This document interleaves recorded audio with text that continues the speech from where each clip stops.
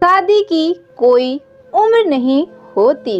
रामकिशन शहर के नामी वकील थे।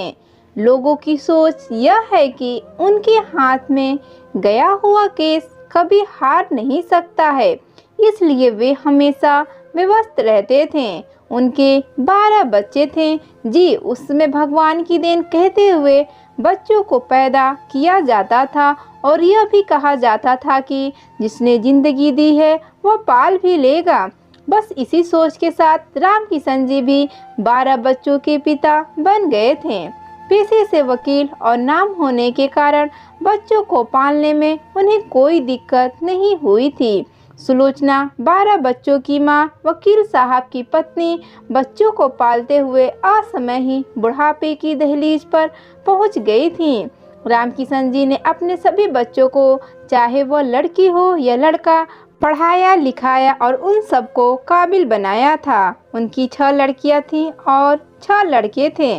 4 लड़के वकील ही बने और 2 लड़के सॉफ्टवेयर इंजीनियर बन गए। लड़कियों में बड़ी वाली ने सिर्फ ग्रेजुएशन किया, बाकी 2 डॉक्टर और 2 वकील बन गईं। एक इंजीनियरिंग की पढ़ाई पूरी कर रही थी। रामकिशन जी को तो यह भी नहीं मालूम था कि उनके बच्चे क्या पढ़ रहे हैं। वह तो सुलोचना जी थी जिन्होंने अपने बच्चों को सही संस्कार दिया था। धीरे धीरे सभी लड़कियों और लड़कों की शादी भी हो गई थी।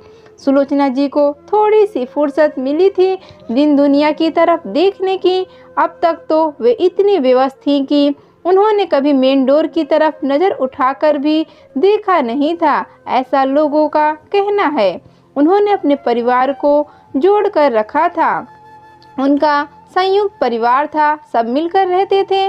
त्यौहार हो या शादी, उनका घर हमेशा खुशियों और बच्चों की किलकारियों से गूंजता रहता था। लगता है कि ईश्वर की कुछ और ही मंशा थी। इसीलिए एक रात जब सुलोचना सोई तो फिर जागी ही नहीं, ऐसे सुकून की नींद में सोई जैसे इतने सालों के बाद फुर्सत मिली हो और गहरी नींद में लेटी हुई हैं। सुलोचना जी की मृत्यु के बाद रामकिशन अकेले रह गए थे। अब तक उन्हें भी एहसास नहीं होता था कि घर कैसे चल रहा है। सिर्फ पैसे कमाकर सुलोचना जी के हाथ में थमाकर अपने हाथ साफ कर लेते थे, परंतु आज उनकी कमी बहुत ज़्यादा खल रही थी। वैसे बहुओं ने घर को संभाल लिया था, पर सुलोचना की बात ही कुछ और थी।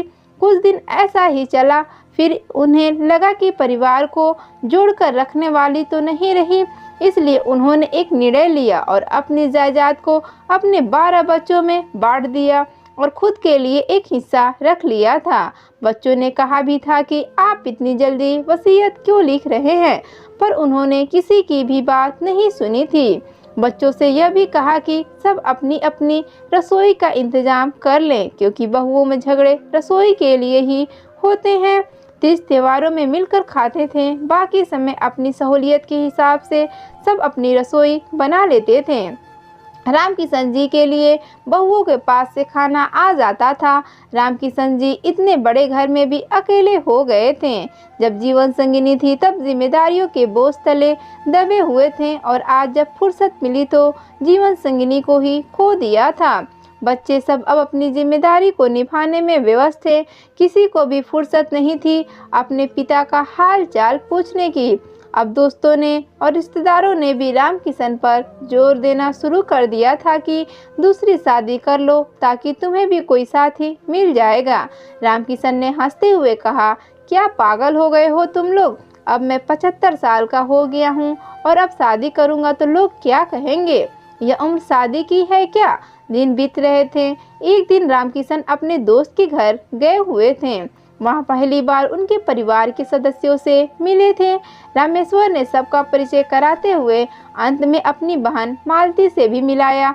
वह 55 साल की थी और उसकी शादी नहीं हो पाई थी। रामेश्वर का कहना है कि मेरे माता पिता हर रिश्ते में कोई न कोई ऐब निकालते थे, जिसके चलते वे तो चले गए, पर मालती बिन ब्याही रह गई थी। वह अकेले ही घर का सारा काम देख लेती है। रामकिशन घर पहुंचकर सोचते हैं कि अगर रामेश्वर राजी हो जाएगा तो मैं मालती से शादी कर लूँगा, तो मेरा सूनापन भी दूर हो जाएगा और मालती की भी शादी हो जाएगी। अब उन्होंने यह भी सोचा कि मैं खुद एक वकील हूँ और दूसरों के बारे में क्यों सोचूं कि मेरे बारे में वे लोग क्या सोचेंगे। यह ख्याल मन में आते ही उन्होंने सबसे पहले रामेश्वर को फ़ोन लगाया था, तो रामेश्वर ने झट से फ़ोन उठाया जैसे ही वे उनकी फ़ोन का ही इंतज़ार कर रहे हो और कहा, रामकिशन, मेरी बहन पसंद आई। रामकिशन ने कहा, मेरे जवाब का इंतज़ार कर रहे थे। मालती से पूछा, उसने क्या कहा? रामेश्वर ने कहा, उसे कोई एतराज़ नहीं है, बस दोनों ने एक दूसरे को बधाई देकर अगले दिन बात करने का वादा करते हुए फ़ोन रख दिया था। रामकिशन ने दूसरे दिन अपने सभी बच्चों को एक जगह इकट्ठा किया और अपने दिल की बात उनसे कह दी।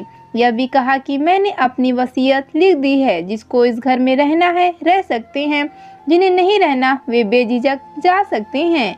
यह घर मेरा है तो मैं यहीं रहूँगा। वैसे भी सबकी रसोई भी अलग है, तो किसी को फिक्र करने की ज़रूरत भी नहीं है। जितने मुंह उतनी बातें हुई। कल की आई सबसे छोटी बहू ने कहा, यह उम्र है क्या शादी करने की? लोग क्या कहेंगे? पोते पोतियों की शादियों को कराने का वक्त है और खुद दूल्हा बनना चाहते हैं। बच्चों ने कहा, ठीक है पापा, आपकी जैसी मर्जी वैसा ही कीजिए, हमें कोई एतराज़ नहीं है। बड़ी बहू ने कहा कि पिताजी, आप हमसे नाराज़ हैं क्या? हमने आपकी देखरेख में कोई कमी रखी है क्या?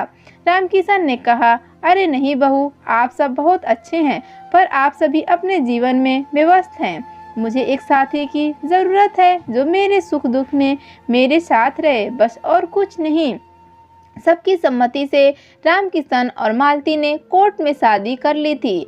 रामकिशन के दोस्तों ने मजाक में यहाँ तक कह दिया था कि वाह रे रामकिशन की किस्मत, 75 साल की उम्र में भी कुंवारी लड़की ही मिली है। लोगों का क्या है, कुछ भी कहते हैं, पर आज वे दोनों सुखद जीवन व्यतीत कर रहे हैं। दोस्तों, बच्चे अगर अपने माता पिता के दिल की बात समझ लें और परिवार को अपना समझ लें तो उनकी बहुत सारी समस्याओं का समाधान अपने आप हो जाता है। लोगों का क्या है, उनका काम ही है कहना। आज रामकिशन तो कल कोई और। आपको कहानी कैसी लगी? कहानी अच्छी लगी तो वीडियो को लाइक और चैनल पर नए हैं चैनल को सब्सक्राइब करना ना भूलें। वीडियो देखने के लिए आपका बहुत बहुत धन्यवाद।